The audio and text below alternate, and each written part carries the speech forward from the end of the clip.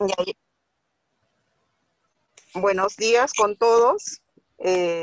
Continuando con las actividades académicas del cuerpo médico, vamos a dar inicio a la participación del Departamento de Apoyo al Diagnóstico con la unidad funcional de Banco de Sangre. En esta ocasión nos acompañan el doctor Sander Cubas y el licenciado Fernando Palacios, que va a estar en la moderación, a quien dejo en la palabra, no sin antes agradecer su participación con un tema tan de actualidad.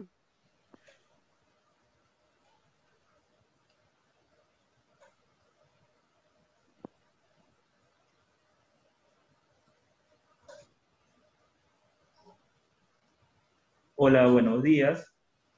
Muy agradecido por la invitación para la exposición sobre un tema importante para nosotros como institución, que es el abastecimiento de hemocomponentes en, en aras de poder solventar las cirugías y requerimientos que se presenten en nuestras labores cotidianas como institución.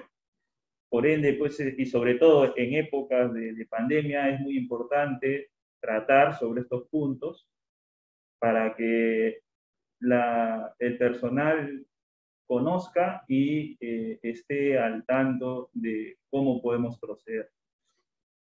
Bueno, agradeciendo por ello, vamos empezando con una pequeña agenda. Eh, en primera instancia voy a hablar, son tres puntos en general. El primero de ellos es hablar sobre, sobre la donación de sangre de manera genérica. El siguiente punto es la donación de sangre durante la pandemia por COVID-19, cuáles han sido eh, eh, las estimaciones, las recomendaciones que nos brindan diversas organizaciones internacionales y, por qué no, nacionales. Y también el último punto ya es aterrizando esta realidad de la pandemia sobre el banco de sangre de nuestra institución y cómo nos hemos desempeñado a lo largo de estos meses de pandemia. Pues bien, arrancando con el primer punto, la donación de sangre. Es importante mencionar que ayer en la noche hemos tenido un pequeño sismo, menos mal que no pasó más allá de pequeños sustos, pero sí estamos muy expuestos a tener algún tipo de desastre natural, ojalá que no, pero sí estamos muy expuestos, pertenecemos a este cinturón muy propenso a este tipo de desastres. Y por ende, en este tipo de circunstancias, es importante tener un stock adecuado de sangre. Estoy hablando de manera genérica, no hablando como institución, de manera genérica como país, tener un buen abastecimiento de sangre para los requerimientos que se puedan presentar. Entonces, es importante recurrir a la donación de este suministro muy importante que es la sangre. Esta donación es un acto de solidaridad y altruismo. Y como ustedes pues, conocen, esta necesidad de sangre es universal. No hay un país que no recurre a este tipo a este tipo de acción, porque lamentablemente la sangre no se fabrica, actualmente no se fabrica, entonces seguimos recurriendo a este tipo de actos, de los cuales la donación, el acceso a una sangre segura sigue siendo el privilegio de pocos. Muchas veces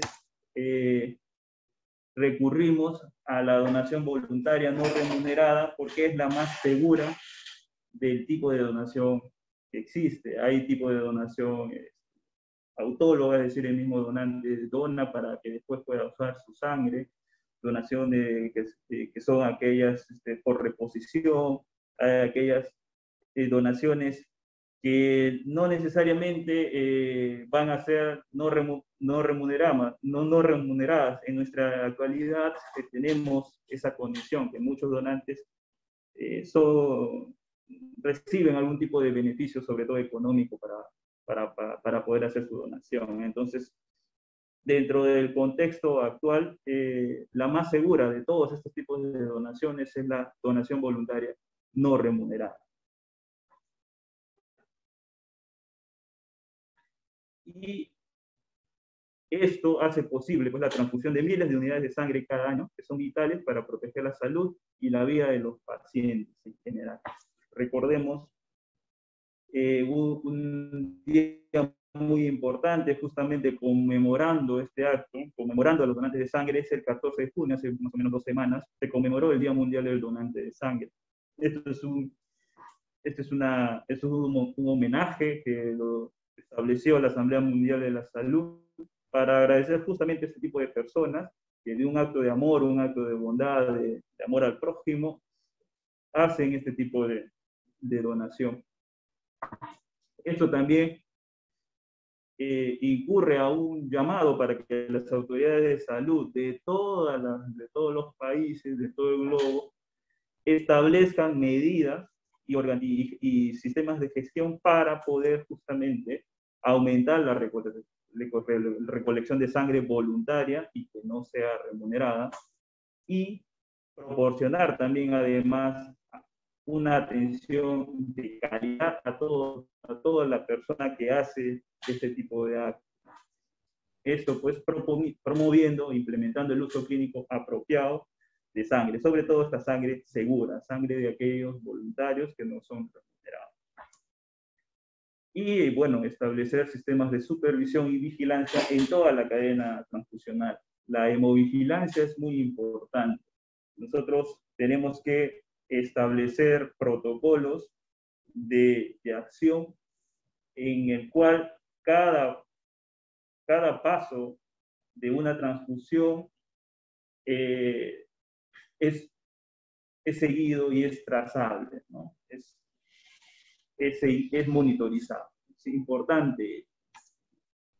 Esto pues va a permitir que por día podamos salvar muchas vidas y muchas personas puedan recuperar su salud. Estas son simplemente mediciones generales, de las cuales es importante también mencionar que la donación de sangre, a diferencia de la donación de plaquetas, que lo vamos a ver después, la donación de sangre demora 15 a 20 minutos. Una persona, si es varón, puede donar hasta 4 veces al año, mujeres 3 veces al año, y en caso de plaquetas, la donación sí puede demorar un poco más porque el procedimiento implica que la máquina que va a extraer las plaquetas recurra a algunos métodos físicos para extraer solamente la plaqueta y el resto de componentes. Estamos hablando de plasma, glóbulos blancos, glóbulos rojos, sea devuelto al donante, a la persona a la que se le está extrayendo las plaquetas, y ese proceso físico es el que hace la demora, ¿no? Normalmente un promedio puede demorar de 1 hora, de 60 minutos a 90 minutos, ¿no? Entonces demora un poquito más la donación de plaquetas. Yendo un poco más allá, como ustedes ya conocen, toda persona O negativa se puede considerar un donante universal, puede donar a cualquier persona de cualquier grupo y factor, ¿no? Aquella persona que es AB positiva se le considera el receptor universal, puede recibir sangre de cualquier tipo, ¿no? Y esto pues yendo un poquito más allá, un donante O del grupo O negativo puede donar a todos los grupos y factores presentes, ¿no? Que existen.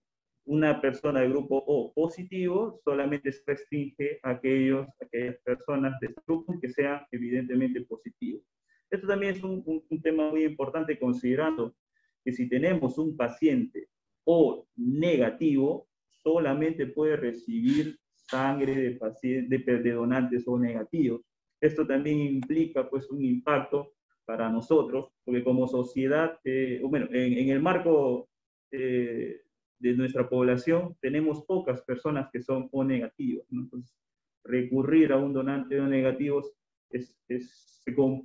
se nos complica en la medida de que también no tenemos una costumbre de donar, ¿no?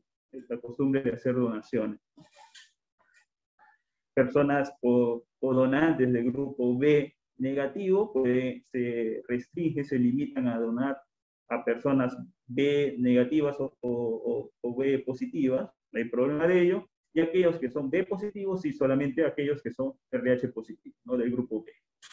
Y así, los de tipo A, de similar forma, y el donante AB positivo solamente puede donar a una persona AB positiva. En el caso de que sea negativo, sí puede donar a una persona AB negativa, ¿no? Entonces, esto es el marco general, el marco genérico de todas las relaciones que existen entre donantes de grupos O, grupos O, B, A y AB con su RH, ¿no? Y a quienes es posible hacerle la transfusión, ¿no? Dentro del marco, ya aterrizando un poco para la realidad peruana, nuestro país tiene poca disponibilidad de sangre segura, sangre proveniente de donantes voluntarios. Y también esto se debe también a la parte física, a la parte de infraestructura, donde también podemos tener bancos con una poca capacidad para poder recolectar la sangre, ¿no? Por diversos factores, recursos humanos, ambiente, etc., ¿no? No tenemos un hemocentro aún en el país, entonces es una gran debilidad versus otros países sin ir muy lejos dentro de nuestra propia región, ¿no? Sin ir muy lejos, ¿no? Se requieren 640.000 unidades de sangre al año para cubrir toda la demanda de sangre en nuestro sistema. Deben llegarse a cabo por ello permanentemente campañas de sensibilización pública para mantener el stock adecuado de sangre y también a la vez informar la necesidad de donantes y la seguridad del proceso de donación. Muchas veces una donación se limita por el mal concepto de que algo me va a pasar al donar o algún problema voy a tener si es que yo hago una donación de sangre. Es un concepto, son mitos que muchas veces corren en contra de este acto, ¿no? Que es completamente seguro, es monitorizado y es manejado por el personal más adecuado para poder llevar a cabo. Se puede recurrir a distintas plataformas de comunicación para llegar a todos los sectores de la población, ¿no? Tenemos acceso a redes sociales, a medios de comunicación, a través de la difusión de diversas señales, ya sea de radio, televisión, etc., que nos pueden permitir la difusión de este tipo de actos, ¿no? Creo que también recurrimos a las campañas, ¿no? A las campañas que en épocas pre-pandemia eran de manera frecuente en los exteriores, de manera extramural, se realizan las campañas. Un lugar preferido para este tipo de campañas de toda institución, de todo banco de sangre, son las universidades, ¿no? Los universitarios son muy entusiastas para hacer la donación, entonces recurrimos muchas veces a ellos en nuestras campañas, ¿no? Eso no quiere decir que una persona no pueda, cualquier persona que tenga la voluntad de donar, no pueda ir a un banco de sangre. Entonces, están cordialmente invitados para que puedan acercarse y registrarse como donantes voluntarios en nuestro banco de sangre, ¿no? Son bienvenidos. Algunos residentes lo hacen, ¿no? No todos, digamos, pero sí, incluso muchos asistentes, muchos médicos también, enfermeros, personal administrativo, vienen y hacen este acto de amor, ¿no? Entonces, hago excesiva esa invitación para cualquier persona que pueda venir y acercarse y hacer una donación, ¿no?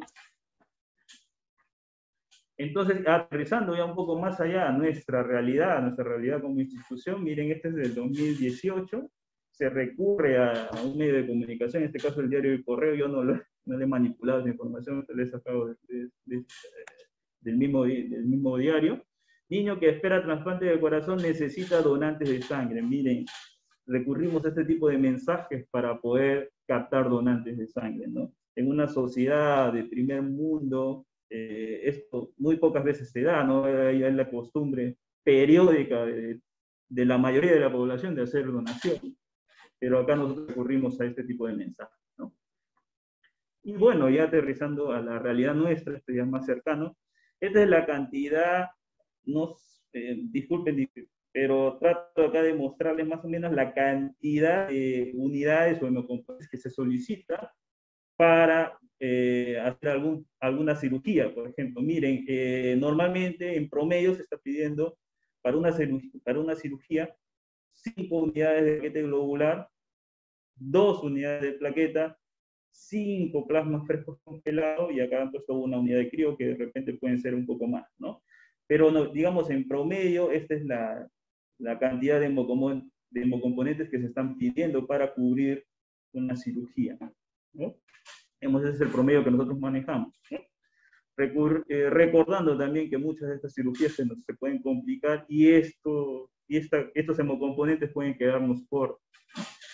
Entonces, la única forma de poder abastecer y poder cubrir este requerimiento es recurrir justamente a las donaciones. Por ende, no es nada del otro mundo, esos mitos de que la donación de sangre es complicada, es totalmente erróneo, es un procedimiento sencillo, simple, y que solamente se necesita la voluntad de uno para poder hacerlo, ¿no? Entonces, estos son los requisitos. No es nada del otro mundo, tiene que identificarse la persona que va a hacer la donación, tiene que llenar, eso sí, una encuesta, un pequeño cuestionario que se va a verificar en la entrevista que se le hace, y a toda persona se le va a extraer un promedio casi medio litro de sangre. 450 mililitros en promedio es lo que se retira a todo donante. Y después de ello, pues, tiene que recuperarse más o menos unos 10 a 20 minutos, permanecen, después de haberles hecho la extracción, permanecen en la unidad para la recuperación, ¿no? Paulatina, y evitar, pues, complicaciones o reacciones adversas después de donar, ¿no? En cambio, la donación de aféresis, si es como les mencioné anteriormente, si demora un poco más.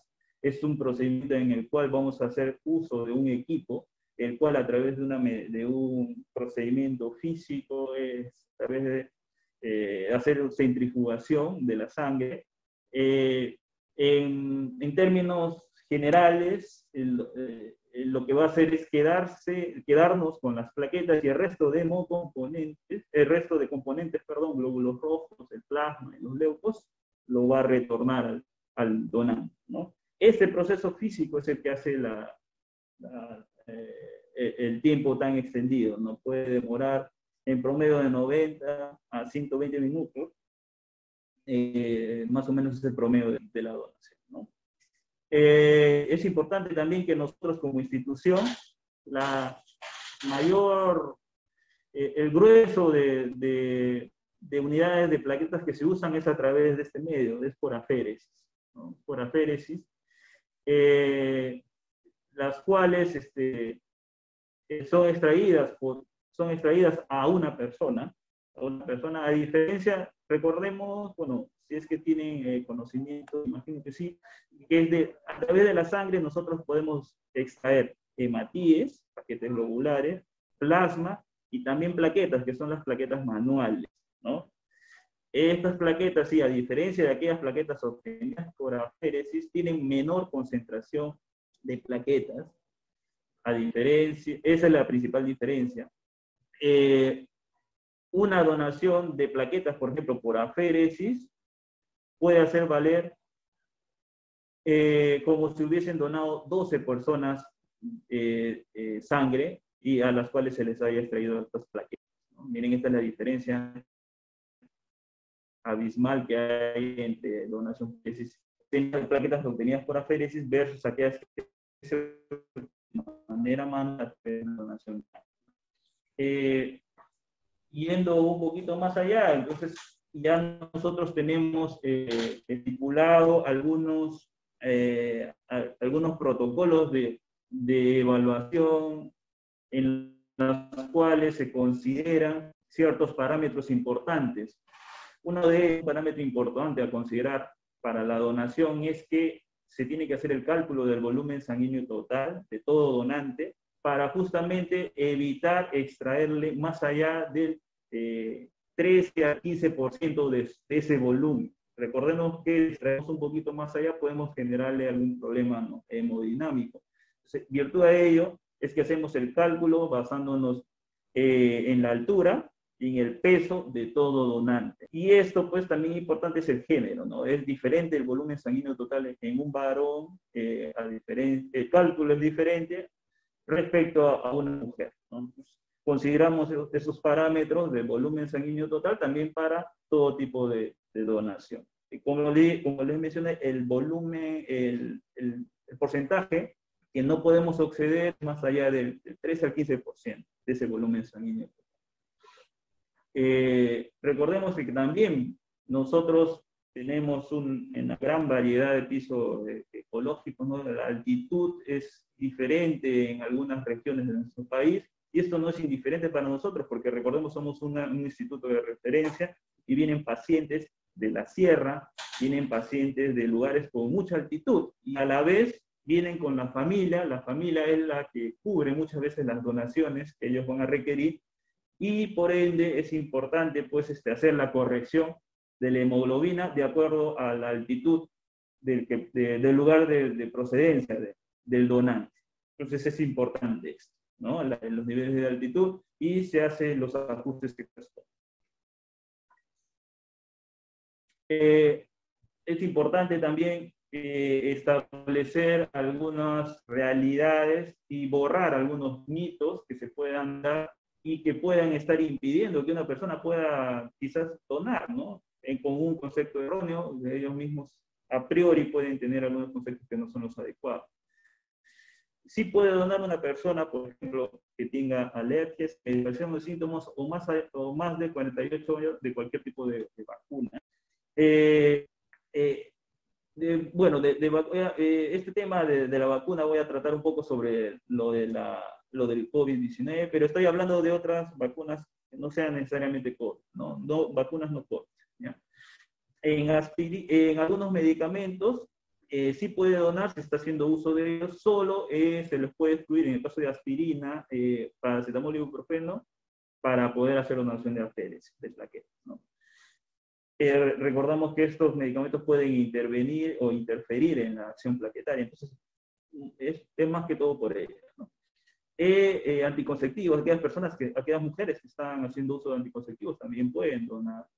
Aquellos que están haciendo haciendo uso de otros medicamentos, aquellos que controlan los niveles de colesterol también pueden hacer la donación sin ningún problema. Y aquellas personas con hepatitis A, esta hepatitis A no se transmite por vía sanguínea, también pueden hacer donación. Diferente es a los otros tipos de hepatitis B y C, de cualquier otro tipo de hepatitis. Diferente es la hepatitis A. Ellos sí pudiesen hacer la donación. Entonces, estos criterios también de diferimiento incluyen aquellos a los cuales hay que hacer, digamos, énfasis en la entrevista, en la evaluación de todo donante. Evaluamos si el donante está tomando antibióticos. Si es así, se le difiere una semana. Completada esa semana puede hacer la donación. Y así se van estableciendo algunos temporales de aplazamiento de la donación. Y eso sí, exclusión definitiva, es decir, no puede donarnos en ningún momento. Son aquellos donantes hepatitis B o C, más al cáncer, VIH, infección por HPLV, y así hay otros criterios, otras causas que también se engloban en este tipo de exclusión definitiva, ¿no? Es por eso importante también que todo donante debe tener en consideración, y eso también se enfatiza al momento de hacer la evaluación en la entrevista, el famoso periodo de ventana de toda enfermedad infecto-contagiosa, en las cuales, pues, las pruebas de laboratorio resultan negativas, ¿no? Los marcadores que nosotros evaluamos son para VIH, para hepatitis B, para hepatitis C, sífilis, para Chagas y para infección también HTLV. Entonces, hay que considerar eso durante la evaluación de todo donante. Esa información que nosotros buscamos durante la evaluación y durante la entrevista es completamente confidencial. Los resultados efectuados solamente son entregados al paciente que tenga alguno de estos marcadores. No se le entrega a la familia, no se le entrega a la esposa, no se le entrega al médico, no se le entrega al hijo, no se le entrega a otra persona, solamente es personal y presencial. Cada persona tiene que venir a recoger su resultado. No se le entrega, no se le informa de manera telefónica qué marcadores es el que tiene. No. Se le entrega toda la información que se brinda es de manera personal y presencial, para justamente mantener la confidencialidad. Importante, esto lo enfatizamos pues en la entrevista, porque si el donante está haciendo donación para averiguar si tiene SIDA, probablemente, si es que tiene esta intención, es que pueda él sospechar de que pueda tenerla, y si está en el periodo de ventana, puede generar una transmisión, una transfusión con infección de VIH, ¿no? Entonces, la idea es que no recurra a ello, ¿no? No haga una donación para justamente saber sus resultados. Esa no es la intención.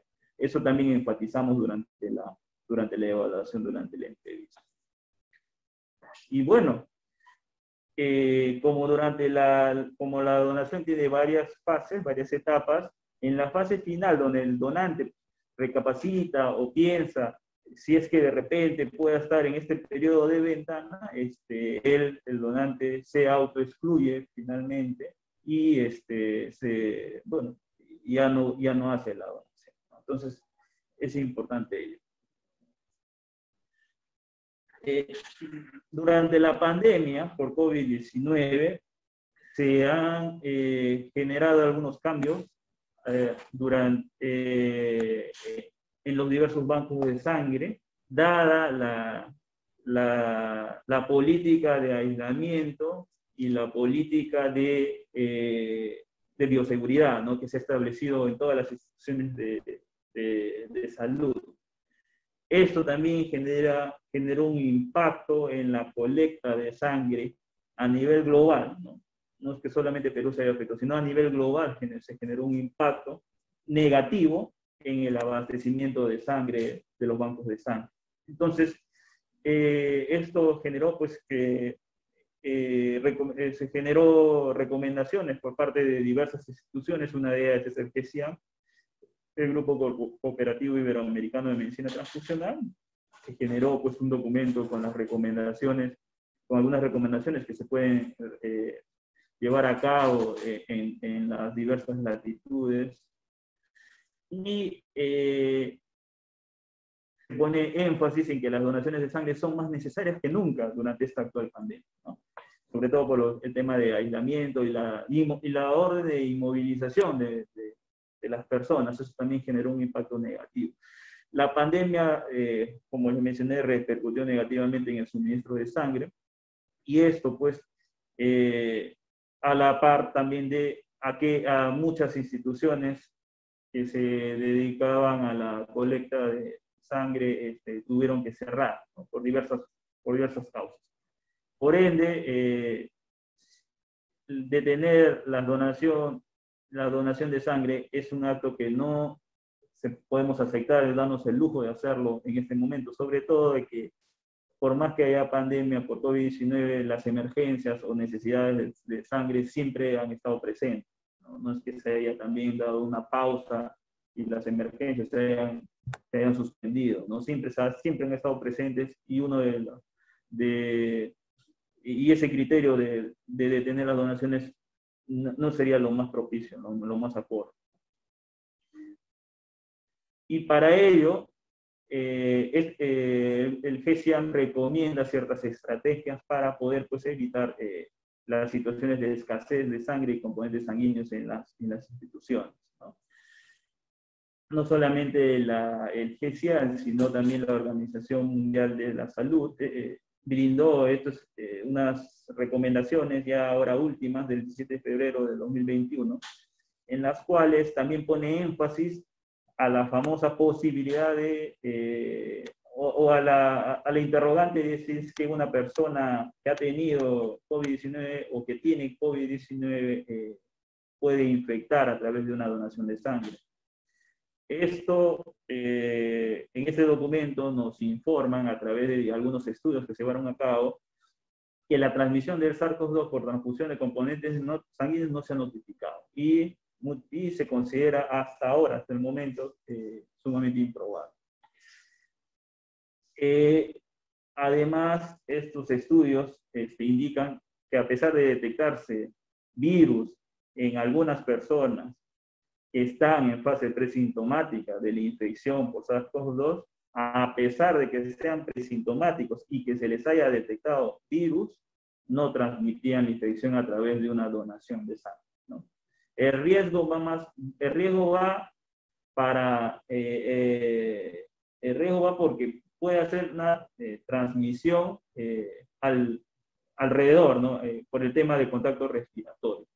Pero si nos enfocamos netamente a la seguridad de la transfusión o el uso de hemocomponentes, en realidad no ha habido reportes de casos de contagio vía sanguínea, ¿no? El contagio sí se puede dar por vía respiratoria, y eso ya todos lo sabemos, por eso las medidas de bioseguridad, de uso de mascarillas, de caretas faciales, el mantenimiento de la distancia social, etc., esas se mantienen por el tema justamente de evitar el contagio respiratorio, ¿no? Un donante puede, al momento de transitar, si es que está con esta infección, puede contagiar a todas las personas a su alrededor vía respiratoria, si es que no tienen la protección adecuada, ¿no? Si no se mantienen las medidas de seguridad, ¿no? En ese caso, poniendo énfasis a aquellas personas que pueden estar en sospecha o que hayan tenido infección por infección por SARS-CoV-2, se puede donar si en los últimos 14 días no ha presentado fiebre o síntomas respiratorios, tos, congestión nasal, dolor de garganta o dificultad para respirar. El periodo de diferimiento puede ser de 14 días en estas personas. Se puede donar además si en los últimos 14 días no ha tenido contacto con un paciente confirmado con sospecha de enfermedad por COVID-19. Se puede donar si en los últimos 14 días no ha tenido un resultado positivo de COVID-19 con o sin síntomas, ¿no? Entonces, el periodo de diferimiento en promedio son 14 días, si uno quiere tener un margen, digamos, de seguridad para evitar el contagio respiratorio o contacto respiratorio, de que el donante contagie al personal de seguridad, al personal de enfermería, o al personal de banco de sangre, etc., pero de manera respiratoria, no enfocándose en el tema del contacto o del contagio vía sanguínea.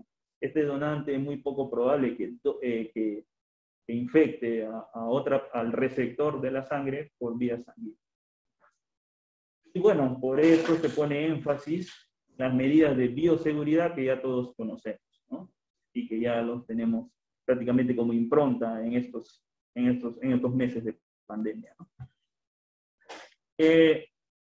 Otro punto importante ya en el albor del uso de vacunas es que las vacunas se están utilizando algunos criterios de diferimiento para estos donantes, ¿no?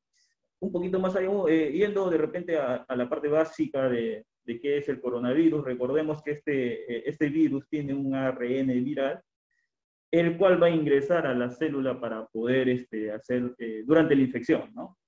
Este virus, como parte de la arquitectura, como parte de su arquitectura, tiene una proteína que es la proteína espiga, que es la que va a servir para infectar a la célula, ¿no? Esta proteína espiga. De la cual esta proteína, esta espiga, tiene una porción, que es la RBD, que es el dominio de adhesión al receptor. Este pequeño dominio, esta pequeña parte de la proteína espiga, es la que va a permitir, es la que da, digamos, es la llave para el acceso a las células del cuerpo, ¿no? Esta pequeña porción, la RBD. Entonces, la mayoría de vacunas han puesto énfasis justamente en contra este dominio, que es el RBD, ¿no? Contra este RBD. Igual también es importante recordar que el sistema inmunológico del cuerpo va a reaccionar y produce anticuerpos ante la vacuna, ante la sustancia que le está inoculando durante la vacunación. Y esto va a permitir que si esta persona receptora de esta vacuna se contagia con coronavirus, los anticuerpos lo van a combatir. Los anticuerpos que se han generado lo van a permitir combatir. Como el concepto general de toda vacuna, ¿no? Y bueno, dentro de las clases de vacuna que existen, tenemos aquellas que utilizan vector viral, que inyecta un virus diferente y menos dañino que contiene los genomas de la proteína, ¿no? Espiga del coronavirus para generar una respuesta inmunitaria. Entre esas están la Oxford AstraZeneca y la Sputnik 5, ¿no? La Gamaleya. Hay otros tipos de vacuna que van a inyectar parte del contenido del virus para que produzca la proteína de la espiga, ¿no? Generando así una respuesta inmunitaria. En este grupo se abarca a la Pfizer y a la Moderna.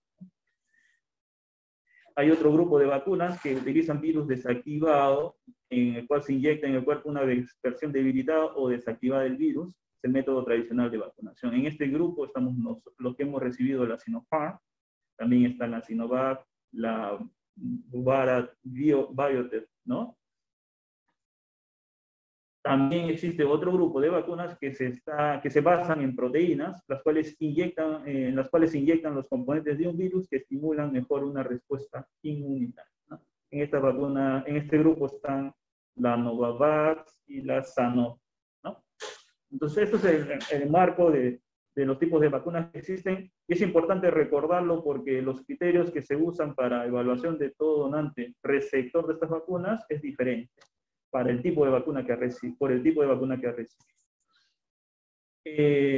Las vacunas de ARN mensajero, de SARS-CoV-2, en los cuales están encapsulados en liposomas, en los cuales van a contener virus vivos, en los cuales no van a contener virus vivos, el riesgo de contagiar a receptores, a las personas que van a recibir la transfusión es teórico y probablemente insignificante, ¿no? Los receptores de vacunas contra el SARS-CoV-2, aquellos que no contienen virus vivos, pueden donar si se sienten bien y si uno quiere exacerbar la seguridad de la donación, puede considerar un aplazamiento de hasta 7 días, ¿no? De aquellas personas que han recibido este tipo de vacunas, que contienen ARN mensajero, por medidas de seguridad, digamos. Uno quiere ser extremo en la medida de seguridad. En el caso de aquellas personas que han recibido vacunas de virus vivos, como virus vectores o virus atenuados, retrasarán su donación 4 semanas, un mes. Por eso les ponía hincapié en el tipo de vacuna, es diferente los criterios. Y aquellas que tienen malestar después de la vacuna deben aplazar su donación hasta 7 días de la resolución de los síntomas o según lo especificado después de recibir una vacuna de virus vectores o atenuados, que el margen era de 4 semanas. ¿No? Y si no se puede determinar si el donante recibió una vacuna de virus atenuado, el aplazamiento será de 4 semanas. Muchos donantes vienen y no saben también qué tipo de vacuna han recibido. Entonces, en el margen de seguridad, para evitar justamente problemas, se hace un aplazamiento de la donación de 4 semanas, de un mes, ¿no? Y bueno, recordando también que pueden haber personas que pueden participar en ensayos clínicos, los ensayos clínicos de vacunas para SARS-CoV-2. Aquellos que participan en un ensayo clínico de vacuna contra SARS-CoV-2 de virus atenuados no deben donar durante los 12 meses siguientes. Esto es en un ensayo clínico, ¿no? A menos que esta sea aprobada por la autoridad pertinente.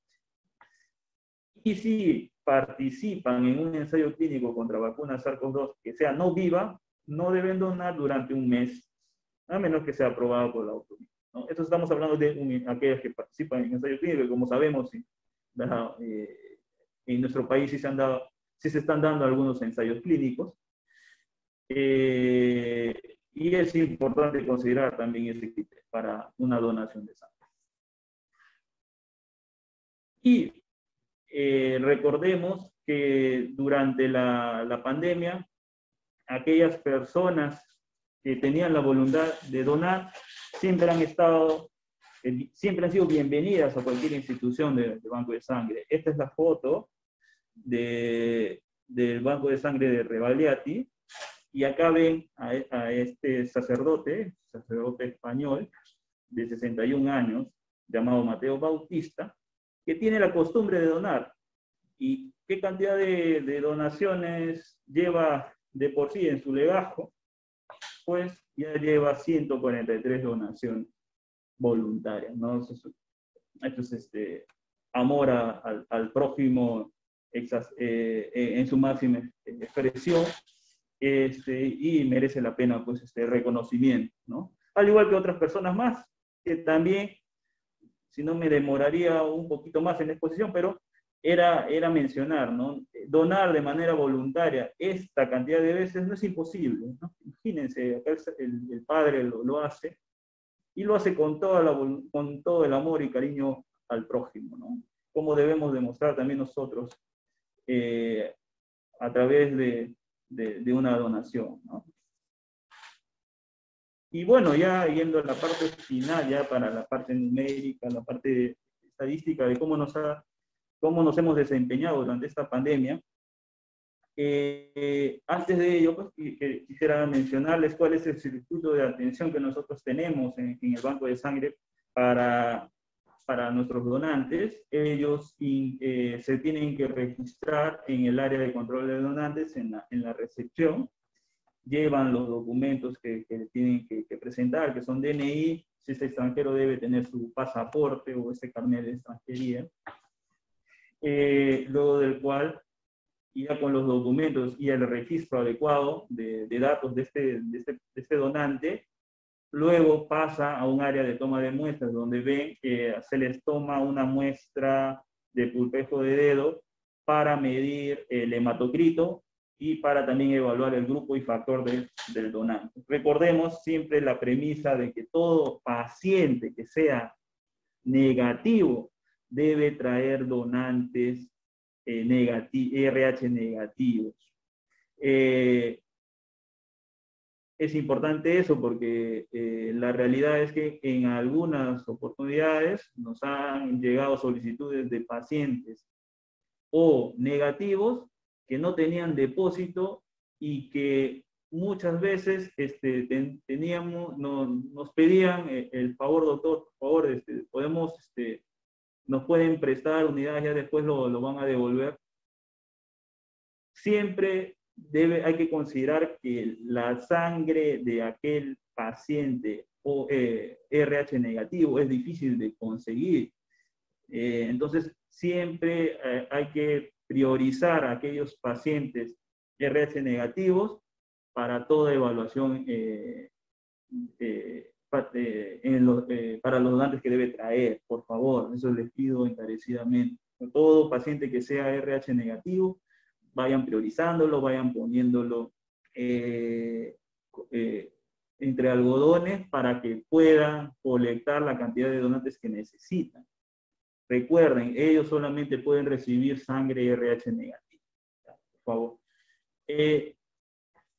Después de la toma de muestra, este postulante pasa a la siguiente etapa, que es la evaluación a través de una entrevista, en las cuales se hace hincapié a los criterios que les había mencionado previamente, se hacen una serie de preguntas para justamente evaluar la condición de ese donante, ¿no? Y si puede hacernos la donación. Si el paciente está apto, el paciente puede hacer una donación de sangre total, que como ven acá, que como ya les mencioné, demora de 10 hasta 15 minutos a lo mucho, o también este postulante puede hacer donación de plaquetas, ¿no? Que es diferente en tiempo y el procedimiento también es distinto, ¿no? Es importante también mencionarles que en el tema de evaluación, nosotros consideramos que todo donante de plaquetas, antes de que se le extraiga, tiene que haber pasado las pruebas de tamizaje. Aquel postulante, en otras palabras, todo postulante de plaquetas, antes de que se le extraiga, tiene que ya tener sus resultados de tamizaje. Y es por eso que ustedes como usuarios, como servicios, muchas veces llaman para preguntar si ya los donantes de plaquetas se han acercado, ya están aptos o no para hacer la donación, porque ellos, antes de que donen, ya deben tener sus resultados de tamizaje. Recordemos, los marcadores que nosotros evaluamos son VIH, hepatitis B, hepatitis C, sífilis, HTLV, Chagas, son todos los marcadores que nosotros estudiamos para justamente descartar que tengan alguno de ellos, ¿no? Y no se hace, digamos, la evaluación de ese tamizaje se hacen de manera interdiaria, no se hacen todos los días. Eso también es una desventaja para nosotros como banco de sangre, no se hacen de manera interdiaria, por algunos factores logísticos y también de procedimientos que se llevan a cabo, ¿no? Pero sí, no se hace todos los días, sino se hace de manera interdiaria. Esa es una de nuestras desventajas. Estamos en el intento también de que eso se haga ya, la evaluación por tamizaje se pueda hacer de manera diaria. Eso sería un impacto positivo para nosotros y para ustedes también, ¿no? Como usuarios, ¿no? A diferencia de la donación de plaquetas en la cual el postulante ya debe tener su resultado de tamizaje, en la donación de sangre se le extrae la sangre al donante y el resultado va a salir después de la donación. El resultado sale después de la donación. Quiero mencionar eso también, poner un poco de pausa acá, porque al momento de que se extrae la sangre, nosotros no sabemos cómo puede salir ese tamizaje. Simplemente aceptamos la sangre, lo ponemos en cuarentena a la espera de los resultados de tamizaje. Si en el tamizaje sale, tenemos un indicador de positividad o de reactividad de alguno de los marcadores, esa sangre se descarta, no se usa. Y no la ponemos en stock para posible uso, ¿no? Entonces, esa es la diferencia, ¿no? Los resultados del tamizaje en el caso de extracción de sangre salen después de la extracción, después de la donación.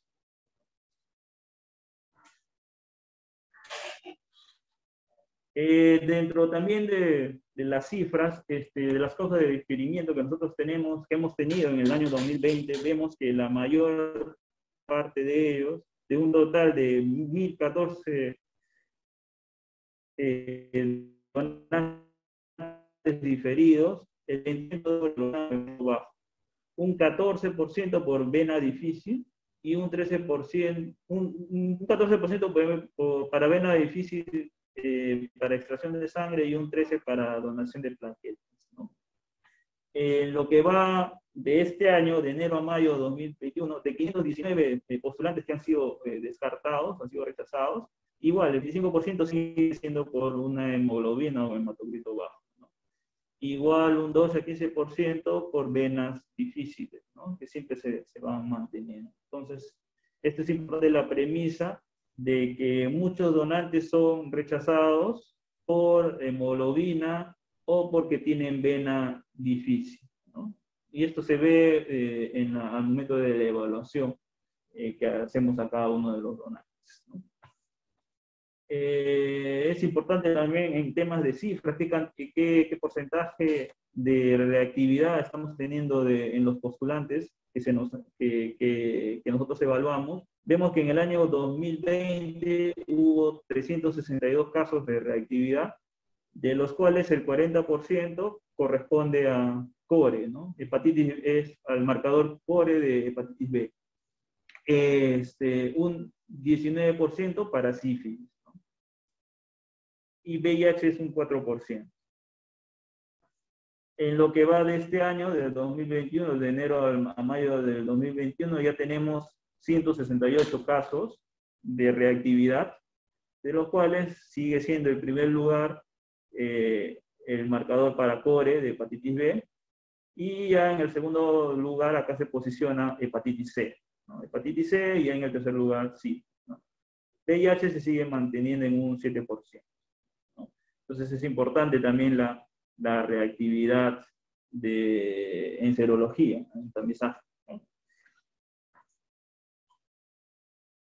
Vemos también que el uso de hemocomponentes, sobre todo paquetes globular, en periodo prepandémico, teníamos un uso aproximado por mes, de un promedio, ¿no?, de 380 a 400 paquetes globulares.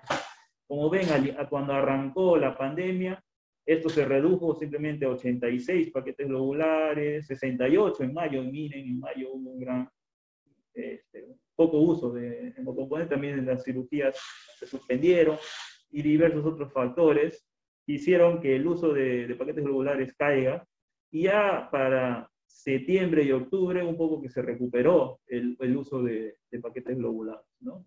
Después, ya con otras medidas que brindó el Estado también, ya el aislamiento, inmovilización, etc., también ya decayó decayó el uso de paquetes globulares, ¿no? Y a la fecha, en lo que va de este año, mantenemos un promedio de casi 250 paquetes globulares en estos meses, ¿no? Imagino que irá en ascenso posteriormente, ya también ya, dependiendo de las medidas que se vayan estableciendo como institución, ¿no?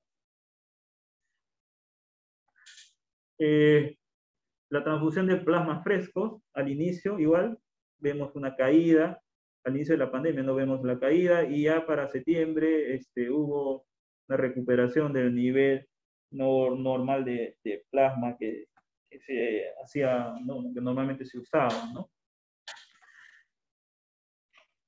Y para mayo vemos que en este último mes, en el mes de mayo, hubo una gran recuperación, ¿no? O sea, de 100, miren, este volumen ya casi acercándonos al promedio prepandémico, ¿no? Que era más o menos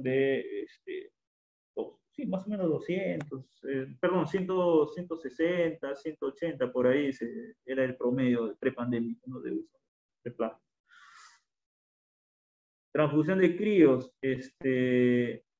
en septiembre, octubre, en esos meses hubo una gran demanda de este hemocomponente, y lo que va de este año hubo un pequeño descenso en enero, febrero. En marzo se recuperó un poco, y hemos ido paulatinamente descendiendo, ¿no?, desde marzo. En mayo hemos tenido este nivel, por debajo del nivel prepandémico también, pero ya poco a poco se va estableciendo, ¿no?, regresando un poco a la normalidad. En el uso de plaquetas, nosotros tenemos también un promedio prepandémico sí, de 160 más o menos, 160, 180, y bueno, al inicio de la pandemia sí hubo un impacto negativo en su uso. Sin embargo, ya para octubre se recuperó un poco el nivel de plaquetas, algunas salas se abrieron también para su uso. Ya para estos meses, en los últimos de mayo, hemos ido de 125.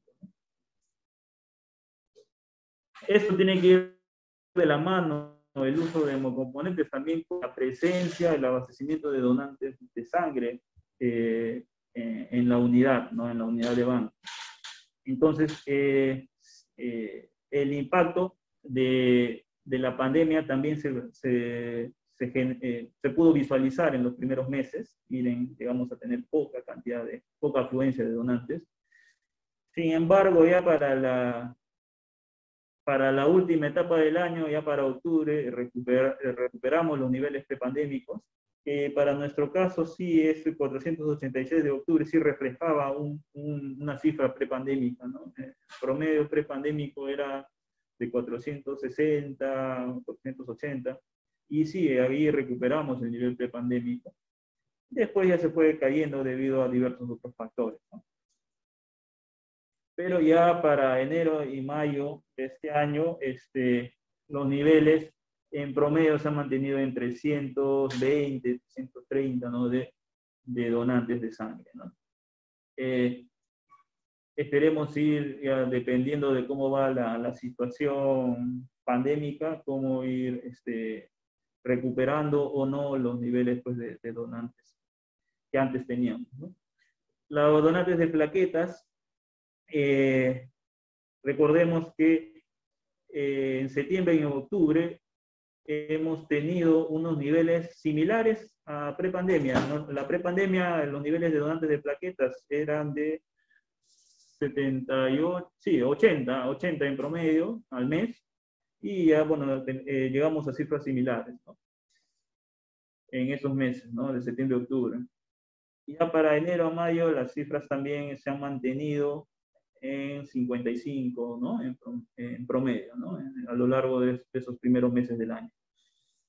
Cifras que nos ayudan, pues, a tener en claro que poco a poco estamos llegando, poco a poco estamos recuperando esos niveles, digamos, de prepandemia, ¿no? Poco a poco.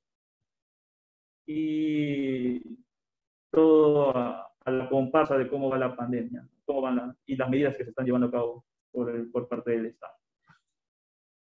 Y bueno, no quería terminar esto sin enfocarme en la premisa de que salvar una vida te convierte en héroe, pero salvar tres te convierte en donante de sangre, ¿no?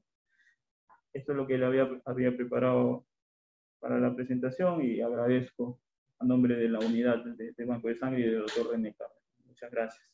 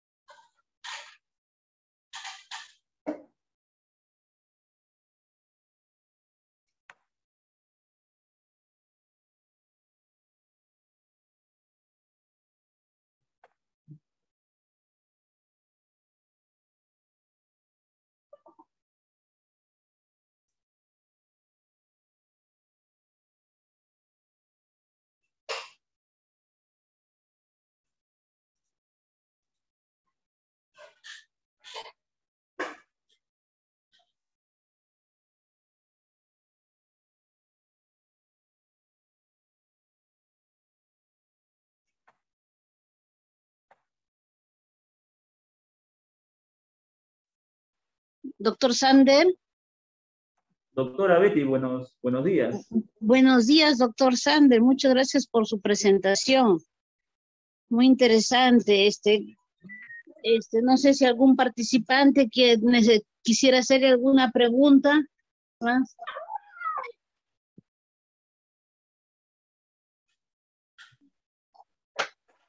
Estimados colegas, ¿alguna pregunta más tienen? Sí, buenos días. Soy la doctora Luz Bardales. Quería felicitarte, Sander, por la explicación, sobre todo del tema de los pacientes con COVID, de las implicancias actuales. Entonces, yo quería preguntarte más bien sobre las complicaciones que presentan los pacientes politransfundidos, que muchos se ve acá en INCOR. Gracias, doctora Luz, muchas gracias.